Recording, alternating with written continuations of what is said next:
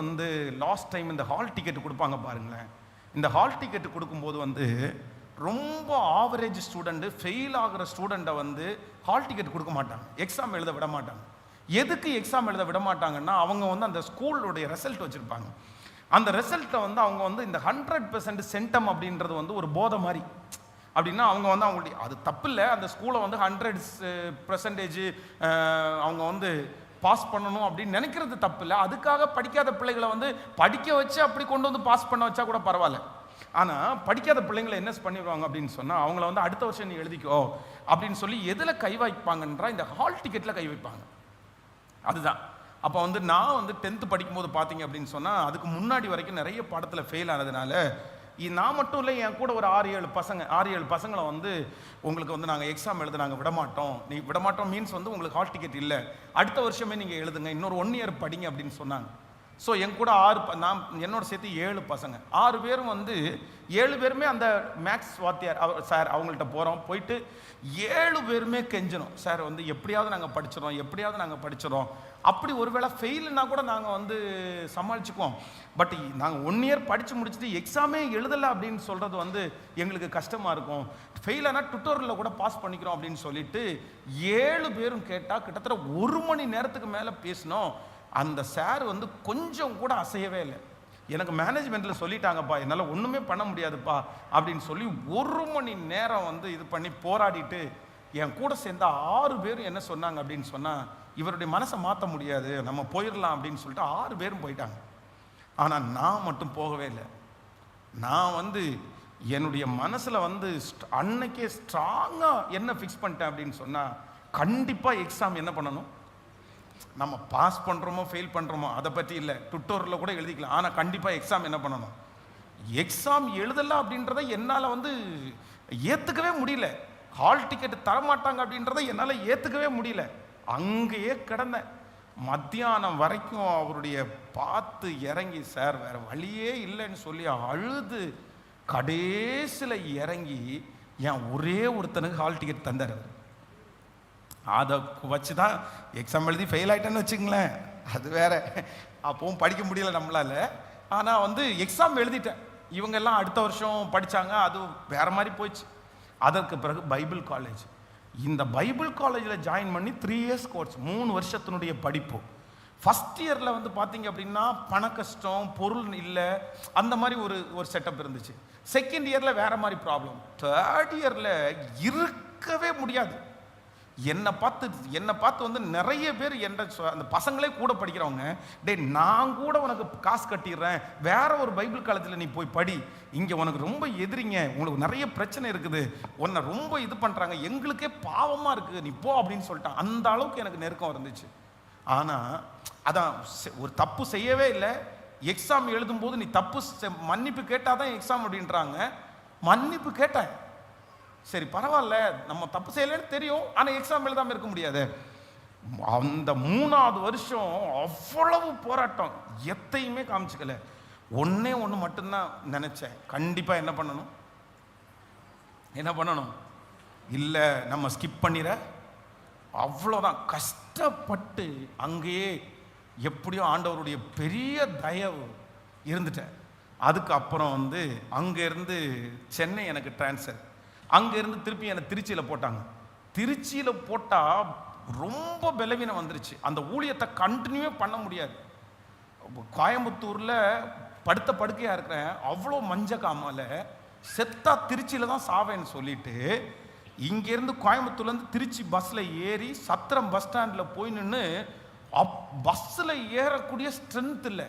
இன்னைக்கு நான் சத்திரம் பஸ் ஸ்டாண்டில் போய் நின்னாலும் அந்த ஞாபகம் வரும். அப்படியே அழுறேன், அப்படியே அழுதுட்டே பஸ்ஸில் ஏறினேன். அங்கே OFT போகிற பஸ்ஸில் ஏறினேன் திருச்சியில்.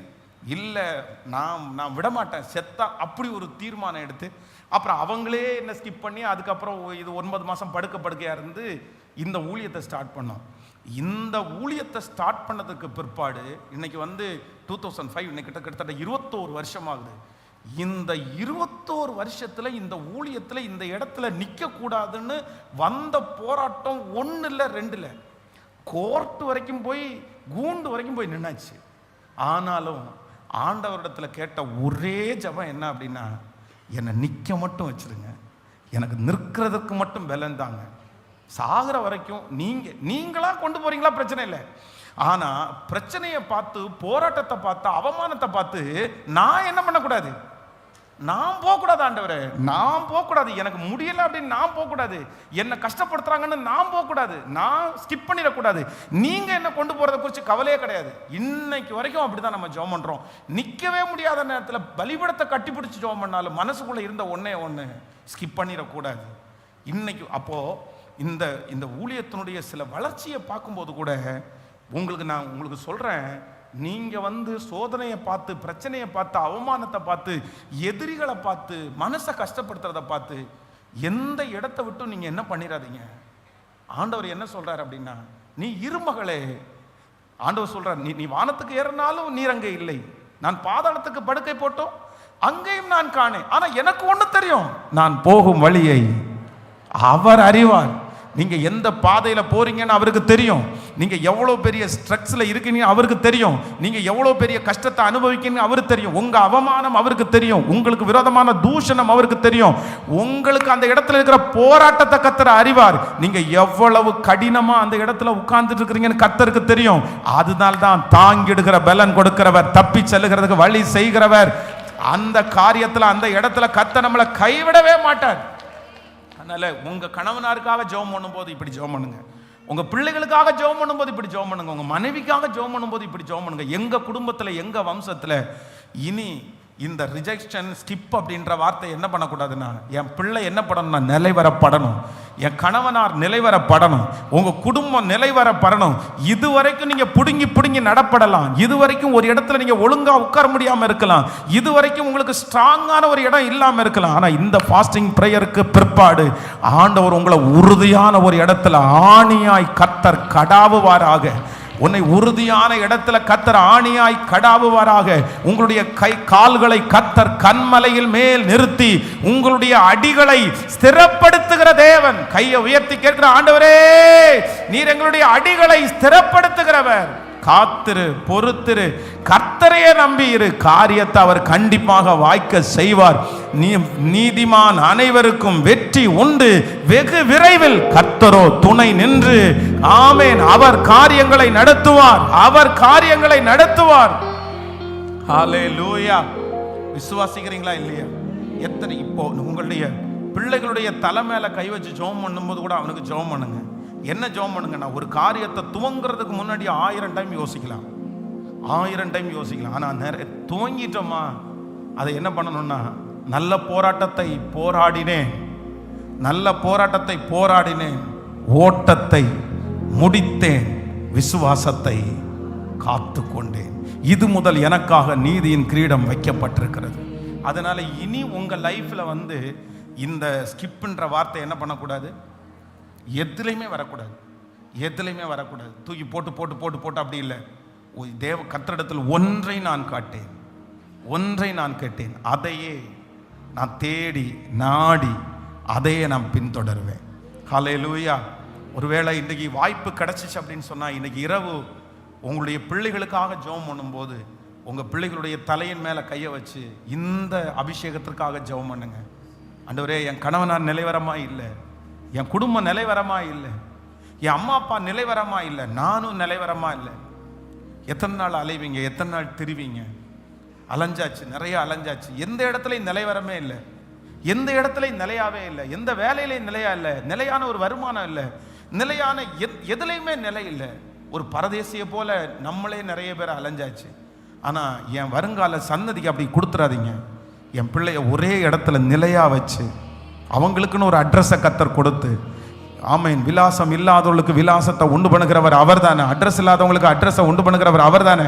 என் பிள்ளையை இந்த வேலையில் நிலைப்படுத்தணும், என் பிள்ளையை இந்த இடத்துல நிலைப்படுத்தணும், இந்த தொழிலில் நிலைப்படுத்தணும், இந்த குடும்ப வாழ்க்கையில் நிலைப்படுத்தணும். ஆமேன். 1000 பேர் உங்களுடைய காதில் ஓதலாம். என்ன ஓதலைன்னா, தூக்கி போட்டுரு, விட்டுட்டு வா, வெளியே வந்துரு, இது வேண்டாம், உனக்கு ஆகாது, இது தேவையில்லாதது, நீ எத்தனை நாள் சமாளிப்ப, இந்த மாதிரி உங்களை பார்த்தும் உங்கள் பிள்ளைகளை பார்த்தும் சொல்லிகிட்டே இருக்கலாம். இப்போ நீங்கள் சொல்லுங்கள், ஆண்டவரால் மாற்ற முடியாத இருதயம்னு ஒன்று இருக்கா? சொல்லுங்கள் சத்தமா. எப்பேற்பட்ட கடினமான இருதயமும் கர்த்தருக்கு முன்பாக அது ஒன்றுமே இல்லை. கர்த்தருக்கு முன்னாடி ஒன்றுமே இல்லை. ஹல்லேலூயா. பைபிளை தூக்கிட்டு சர்ச்சுக்கு கிளம்புனா அப்போ தான் அந்த வீட்டில் இருக்கிற ஐயா, ஏய் கிளம்பிட்டியா, காஃபியை கொடுத்துட்டு போ அப்படின்னு வராமா. இவங்க வந்து சர்ச்சுக்கு போகிறாங்க, கீழ்ப்படிஞ்சு போகணுன்னு சொல்லிட்டு பைபிளை கொண்டு போய் வச்சுட்டு காஃபி ஓடுவாங்க. காஃபி கொடுத்து முடித்த உடனே அப்படியே போயிட்ட, நீ வர்றது வரைக்கும் நான் சோறு தின்னாமல் இருக்க முடியுமா, ஏதாவது தோசையை சுட்டு சட்னி அரைச்சிட்டு போ அப்படின்னு. இப்படியே சர்ச்சுக்கு போகிறத லேட் பண்ணி கடைசி ஒவ்வொரு நாள் அந்த கடைசி ஜெபத்துக்கு வந்து அழுதுகிட்டே போவாங்களாமா, ஆண்டவரே ஆண்டவரே ஆண்டவரே ஆண்டவரேன்னு. ஆனால் இவங்க ஒரு ஊழியத்தில் ஊழியக்கார பிள்ளையாக வளர்க்கப்பட்டவங்க. ஆனால் ஆண்டவரே, இது நீர் எனக்கு கொடுத்த கணவன், நீர் எனக்கு கொடுத்த குழந்தை. 15 வருஷம் இது நடக்குது. 16வது வருஷம் கர்த்தர் அவரை தொடர்றாரு. The first Sunday service, 6 o'clock service. அவர் வீட்டுக்காரர் எத்தனை மணிக்கு எந்திரிக்கிறார் தெரியுமா? 4 o'clock. 4 மணிக்கு எந்திரிச்சு அவர் குளிச்சு அவர் ரெடி ஆயிட்டு அவருடைய 2 பிள்ளைகளுடைய துணியை அயன் பண்ணி வைக்கிறாரு. சிஸ்டருடைய சாரி முதற்கொண்டு எல்லாத்தையும் அயன் பண்ணி வச்சுட்டு கரெக்டாக 5 மணிக்கு அவங்கள தட்டி எழுப்பி சர்ச்சுக்கு போகலாமான்னு ரெடி ஆகி, எல்லாருடைய துணியை ரொம்ப அழகாக அயன் பண்ணி இருக்குது, ரெடி ஆகி குடும்பமாக 6 மணிக்கு 5 நிமிஷத்துக்கு முன்னாடி சர்ச்சுக்கு வந்து உட்கார்ந்தாங்கன்ற சாட்சி அந்த சிஸ்டர் சொல்லும்போது அப்படியே கண்ணெல்லாம் நிரம்பிருச்சு. ஆமென். காத்தீரு பொறுத்தீரு கர்த்தரை நம்பீர், காரியங்கள் வாய்க்க செய்வார். காத்தீரு பொறுத்தீரு கர்த்தரை நம்பீர், காரியங்கள் வாய்க்க செய்வார். உன் சார்பில் செயலாற்றுவார், இயேசு என் சார்பில் செயலாற்றுவார். காத்தீரு பொறுத்தீரு கர்த்தரை நம்பி, காரியங்கள் வாய்க்க செய்வார். பாடும். காத்தீரு பொறுத்தீரு கர்த்தரை நம்பி, காரியங்கள் வாய்க்க செய்வார். என் சார்பில் செயலாற்றுவார், இயேசு என் சார்பில் செயலாற்றுவார். என் வழியை கர்த்தருக்கு கொடுத்து விடு, அவரையே நம்பீரு. எல்லாரும் வழியை கர்த்தருக்கு கொடுத்து விடு, அவரையே நம்பீரு. சொல்லுவோம். காரியங்கள் வாய்க்க செய்வார், என் சார்பில் செயலாற்றுவார். காரியங்கள் வாய்க்க செய்வார், என் சார்பில் செயலா. கைகளை மேல தட்டி காத்தீரு பொறுத்தீரு கர்த்தரையே நம்பீர், காரியங்கள் வாய்க்க செய்வார். காத்தீரு பொறுத்தீரு கர்த்தரையே நம்பி, காரியங்கள் வாய்க்க செய்வார். என் சார்பில் செயலாற்றுவார், இயேசு என் சார்பில் செயலாற்றுவார். தீயவன் செயல் குறித்து சொல்லும் மனம் பதறாதே, தீயவன் செயல் குறித்து மனம் பதறாதே. புல்லை போல் உலர்ந்து பூவை போல் உதிர்ந்து இல்லாமல் போய்விடும். புல்லை போல் உலர்ந்து பூவை போல் உதிர்ந்து இல்லாமல் போய். கைகளை மேல தட்டி சொல்லுவோம். காத்தி பொறுத்தி கர்த்தரையே நம்பீரு, உனக்கு விரதமாய் உருவாக்கப்படும் எந்த ஆயுதமும் அது வாய்க்காதே போகும். நம்பீரு. சொல்லுங்க சொல்லுங்க. உன் பக்கத்தில் 1000 பேரும் உன் வலதுபுறத்தில் 10,000 பேர் விழுந்தாலும் அது உன்னை அணுகாது. என் சார்பில் செயலாற்றுவார். நீதிமான் அனைவருக்கும் வெற்றி உண்டு வெகு விரைவு. பாடும். நீதிமான் அனைவருக்கும் வெற்றி உண்டு வெகு விரைவு. துணை நின்று கர்த்தரோ நடத்தி செல்வார், துரிதமாய் ஜெயம் தருவார். துணை நின்று கர்த்தரோ துரிதமாய் ஜெயம் தர. கைகளை மேல காத்தீர் பொறுத்தீர் கர்த்தரையே நம்பி காரியங்கள் வாய்க்க செய்வார். சொல்லு இயேசுவே.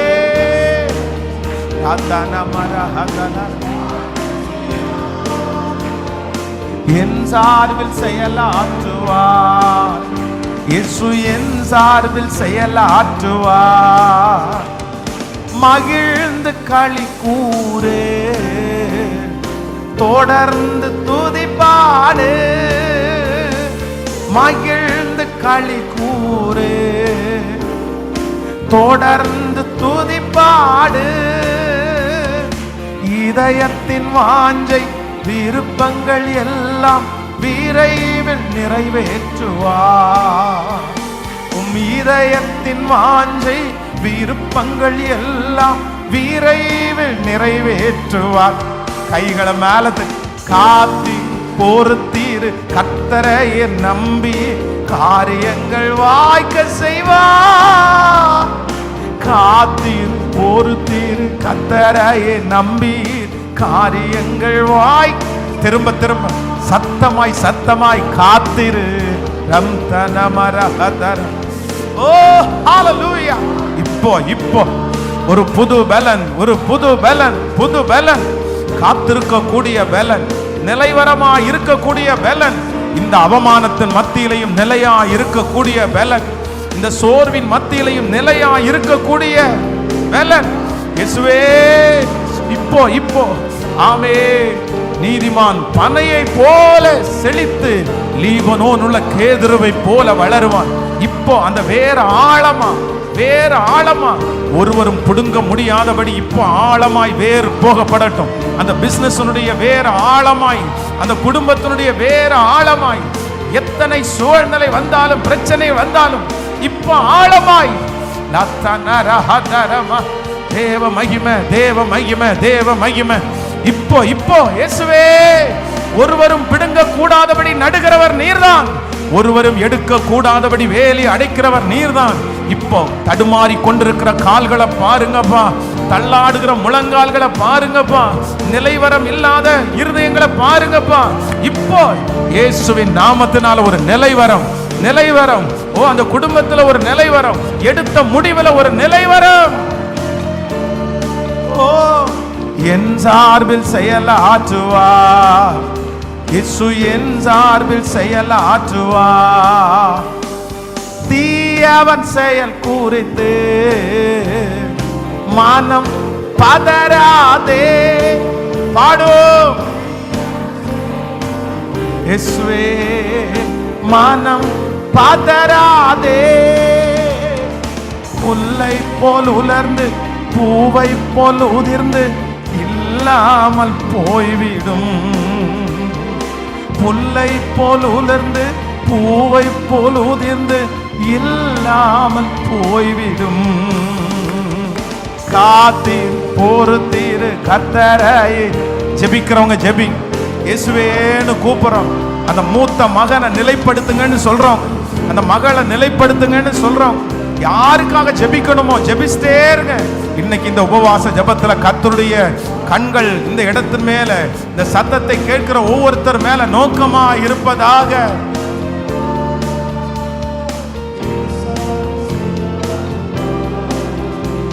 சுயன் சார்பு செயலாற்றுவார். ஹalleluya ஹalleluya.